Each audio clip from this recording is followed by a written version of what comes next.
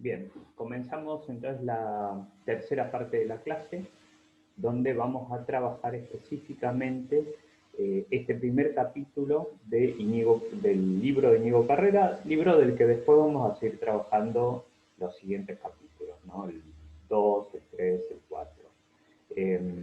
Vamos a hacer una presentación muy breve porque son temas que justamente como vamos a seguir trabajando el texto de Íñigo Carrera a lo largo de los distintos capítulos, van a ser cuestiones que vamos a ir retomando y que sobre todo también vamos a ir retomando en la continuidad de la materia, ¿no? Un poco es un texto en el que yo casi que les hago una trampita porque les juego en una distinción cronológica.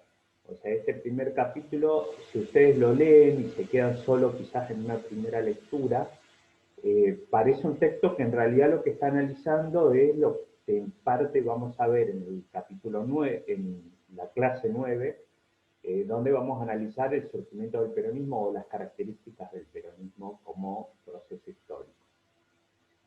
Pero en realidad, lo que plantea Íñigo Carrera a lo largo de estos 4 capítulos es cómo la clase obrera, desde finales del siglo XIX, y ahí tienen que hacer el ejercicio de retomarlo y conectarlo con el texto de Falcón, que habíamos visto antes, cómo la clase obrera, ese colectivo de personas que vivían bajo condiciones sociales semejantes de las cuales la primera y fundamental es esta situación de estar expropiados de sus condiciones materiales de existencia, o sea, no ser propietarios ni de fábricas, ni de máquinas, ni de tierras, no ser propietarios de nada que les permita entonces ganarse sustento a partir del trabajo propio, del esfuerzo propio, y que entonces quedan librados a una suerte muy desventajosa, muy propia de la sociedad capitalista, una condición en la que vivimos, me incluyo porque soy parte de ese colectivo social, e imagino que ustedes también, en general en esta universidad uno siempre tiene estudiantes que son obreros de ellos mismos o hijos de obreros, ¿sí? De trabajadores, de asalariados.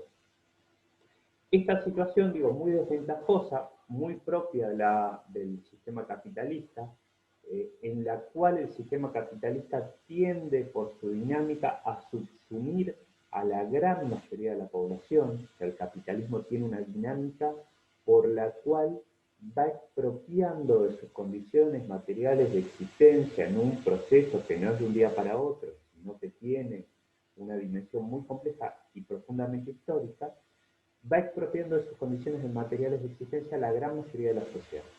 Hay un planteo fuerte ahí de Carlos Marx, muy interesante para discutirlo.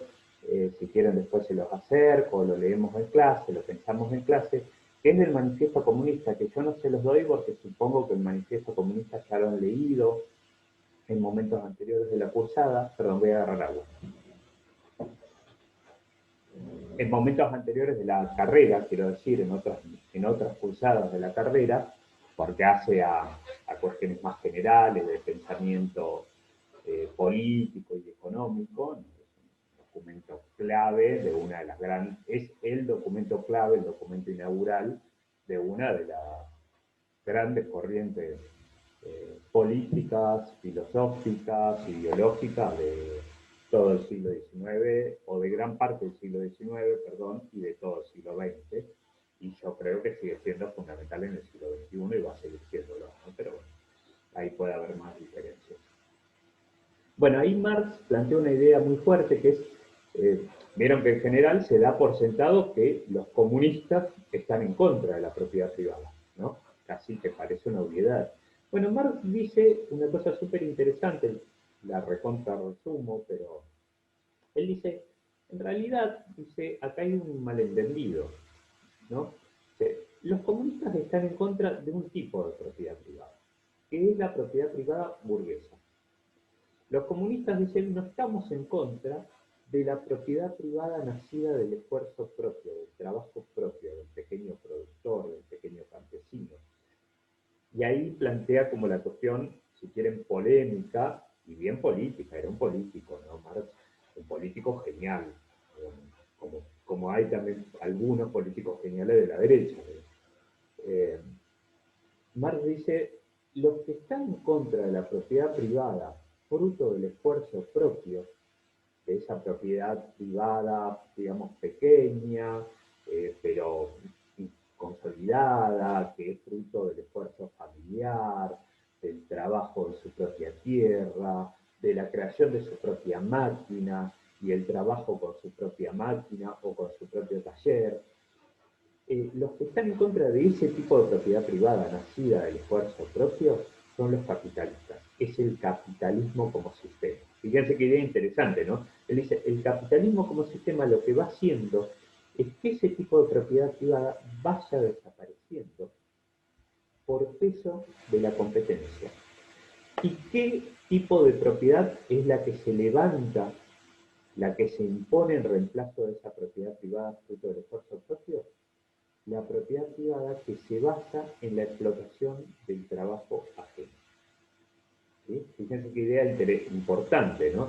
Entonces él dice, esa propiedad privada, fruto de la explotación del trabajo ajeno, es la que empieza a crecer con el capitalismo, empiezan a concentrarse grandes riquezas, a generarse grandes empresas, grandes compañías, que derrotan, que llevan a la quiebra a esas pequeñas empresas, a esos pequeños artesanos, a esos pequeños propietarios de tierra, que son expropiados por los latifundistas. Y entonces, todos esos que antes tenían una pequeña propiedad, que ahora la pierden, se quedan librados al mundo con solo una capacidad, solo una forma de conseguir sus medios materiales de subsistencia, que es la capacidad de trabajar, la fuerza de trabajo.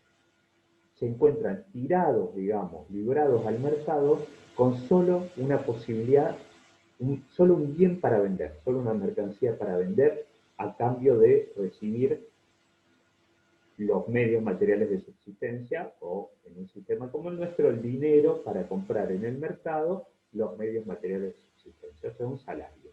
Bueno, esos son la clase obrera. Entonces ahí hay un conjunto de personas que viven bajo condiciones semejantes.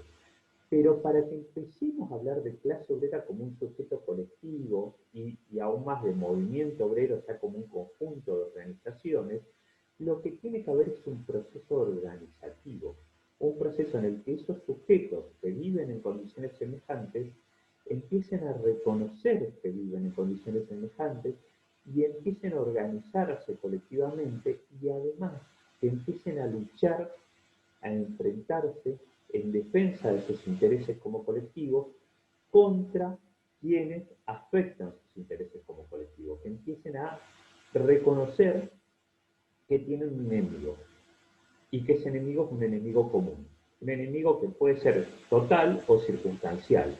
Ese enemigo en primer término aparece como el patrón, luego puede aparecer como el conjunto de patrones de una rama económica, si los obreros se juntan, todos los obreros de una rama económica, luego puede aparecer como directamente como el conjunto de los patrones, si es que hay una huelga general, supónganse, reclamando una cuestión concreta, 8 horas de trabajo, o contra la ley de residencia, como van a ver en el texto de Diego Carrera, o contra leyes específicas, ¿sí?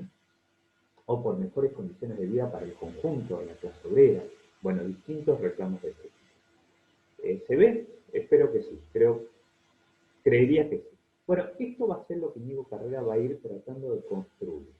Digamos. ¿Cómo entonces se va construyendo la clase obrera argentina como un sujeto colectivo clave para explicar la historia de Argentina durante todo el siglo XX, como un sujeto colectivo que no puede no tenerse en cuenta? No hay posibilidad de explicar la historia de Argentina sin reconocer y poner el foco en la centralidad que tiene la clase obrera en toda la historia argentina. Y entonces él dice, eso se suele ver, se suele reconocer solo en la historiografía clásica y casi en el sentido común dominante de los argentinos y argentinas, se suele reconocer solo a partir de 1945, del 17 de octubre del 45, como gran hecho de masa que parecería, en muchas de las visiones tradicionales, que introduce a la clase obrera en la historia. Y Diego Carrera va a decir, esto es un error. La clase obrera genera el 17 de octubre del 45 porque ya era un sujeto colectivo clave.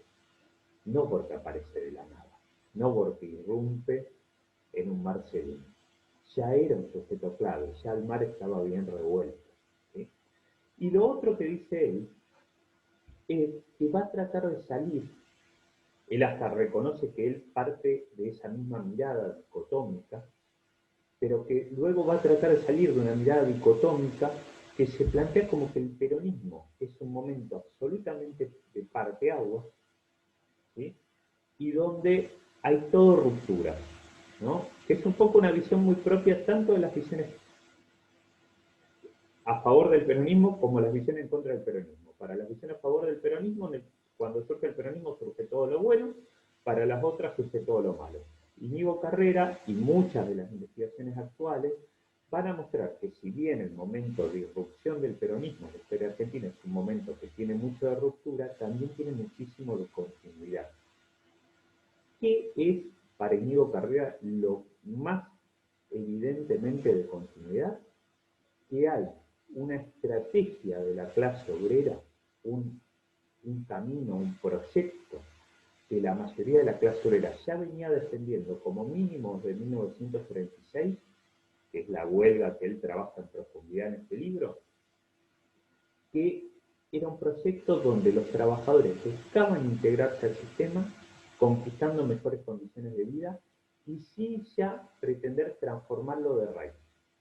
Ese proyecto, esa estrategia es la que para Íñigo Carrera los trabajadores van a lograr llevar adelante durante el peronismo, aunque no lo van a lograr en su totalidad, porque el proyecto original de la clase obrera era que ese camino de mejorar sus condiciones de existencia, de transformar el país en un país de nuevo tipo, lo dirigiesen cuadros de la clase obrera. Lo que termina pasando en el peronismo, ya lo veremos mejor, es que eso lo dirigen cuadros vinculados a los grupos dominantes, a la burguesía, al ejército, ¿sí? En particular Juan Domingo Perón. Y de hecho, Juan Domingo Perón va a desplazar a los cuadros que obreros provenientes de la clase obrera que intentaron disputar ese liderazgo. Los va a derrotar rápidamente, ya lo veremos.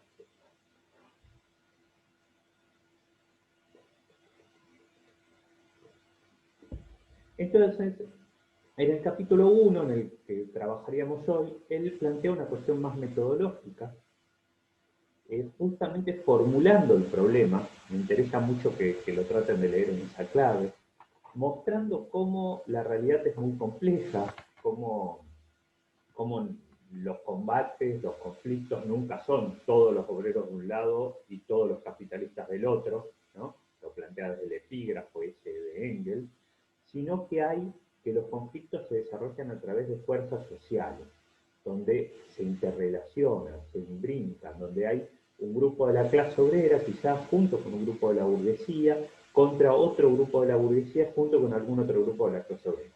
¿Sí? O sea que los conflictos tienen mucho más dinámica cuando los observamos en la realidad que lo que a veces pretendemos suponer que tienen en una visión teórica o abstracta. Entonces, digo, él plantea el problema teórico, plantea la necesidad de analizarlo y además el otro ejercicio que empieza a mostrarnos que va a realizar en los siguientes capítulos, bueno, desarrolla varios conceptos como el de clase, el de conciencia, el de estrategia, el de fuerza social. Yo entiendo que son conceptos que los explica correctamente, por eso prefiero, para no hacerlo muy largo el video, no desarrollarlos. Lo charlamos en clase si es necesario, en el encuentro presencial o en vivo, digamos. Eh, y el concepto de huelga general, la importancia de la huelga general como forma de lucha por antonomasia del, del movimiento obrero y de la clase obrera en su totalidad, detecta cuál es el hecho clave a investigar y hasta ahí se queda en este capítulo primero. Pero ¿por qué yo lo propongo en este momento? ¿Por qué les hago esta trampita como de un capítulo que parece desconectado en lo temporal? Porque bueno, todo el problema que él plantea y todo el recorrido que él plantea para explicar entonces un problema que hace a 1945 lo obliga a volver a 1936, ¿sí? Como hecho fundante de esa nueva estrategia del movimiento obrero y lo obliga, que es lo que vamos a ver en el capítulo 2 y 3, que veremos en la clase que viene, a retomar la entera historia de la clase obrera en el periodo previo, ¿sí? En los años que justamente estaríamos trabajando formalmente en estas clases, en los periodos propios de la dominación oligárquica, 1880-1916 o si quieren 1880-1930. Todo el periodo que él denomina de génesis y formación de la clase obrera argentina, todo un periodo donde la clase obrera argentina se orientó en términos generales, mayoritarios, en torno a otro tipo de estrategia, que era una estrategia revolucionaria, contraria a la estrategia que va a defender para Íñigo Carrera la mayoría de la clase obrera desde 1936, que tiende a ser una estrategia reformista, de reformar el sistema. La otra estrategia era de transformar de raíz el sistema. ¿Mm? Bueno, esa parte, la de cómo se genera Génesis y cómo se forma, cómo esos sujetos que vivían en condiciones semejantes o parecidas o iguales empiezan a juntarse y a formar un colectivo, es lo que vamos a ver en la clase que viene. Listo. Terminamos entonces con esta clase.